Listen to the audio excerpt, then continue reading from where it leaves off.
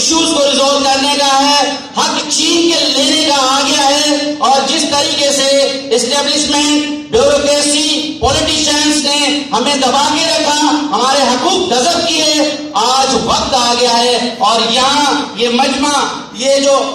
ایک بڑا شاندار قسم کا مجمع لگا ہوا ہے جس میں ہم گیدرنگ میں کٹے ہوئے ہیں، یہ اس کا مثال ہے کہ ہم آج وہ اچیو کرنے جا رہے ہیں جس کا ڈریم نائٹنگیلز اور ہمارے سینئرز نے دیکھا تھا۔ آپ نوجوانوں کے ذریعے جو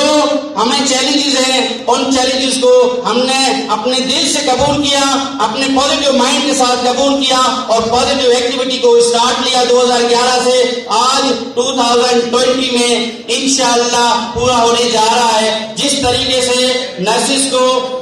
دھکیلا جا رہا تھا، ان کے حقوق کو چھینا جا رہا تھا، حقوق نہیں دیے جا رہے تھے، سالوں سال پروموشنز نہیں دیے جا رہے تھے، کیریئر اسٹرکچر نہیں دیا جا رہا تھا اور بہت سارے فائنینشیل ایشوز تھے، تو انشاءاللہ 2017 سے جس طریقے سے اسٹرگل